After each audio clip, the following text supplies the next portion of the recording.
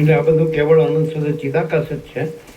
અને એમાં જે કાંઈ નથી એવો જે ચિત્તભ્રમ છે, અવિદ્યા ભ્રાંતિ છે, ચિત્તભ્રમ, સીધો પ્રાણિયા, એની આ બધી સૃષ્ટિ ભ્રાંતિ છે. અને એ કાંઈ નથી અને કેવળ ચિદાકાશ છે. એટલે પછી ભ્રાંતિ સાપેક્ષ છે એમ કીધું છે કે આત્મખ્યાતિ એટલે આત્મપ્રતીતિ, આત્મ સાક્ષાત્કાર, સમ્યક પ્રબુદ્ધપણું, નિર્વિકલ્પ સમાધિ, ઈશ્વર સાક્ષાત્કાર, તો એ બધું ખ્યાતિમાં જ આવે. પ્રતીતિ ભ્રાંતિ એટલે એ ભ્રાંતિ સાપેક્ષ છે.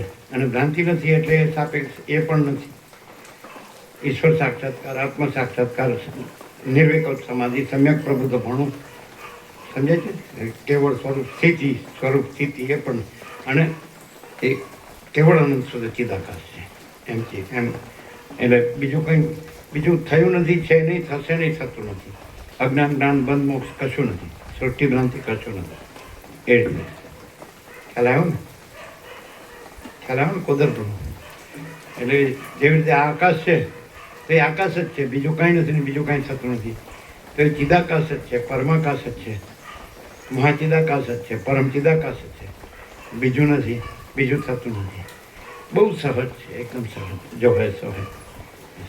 અને એની ફલશ્રુતિ છે કે એ પરમ પ્રકાશ છે, પરમ પ્રકાશ, પરમ આનંદ, પરમ શાંતિ.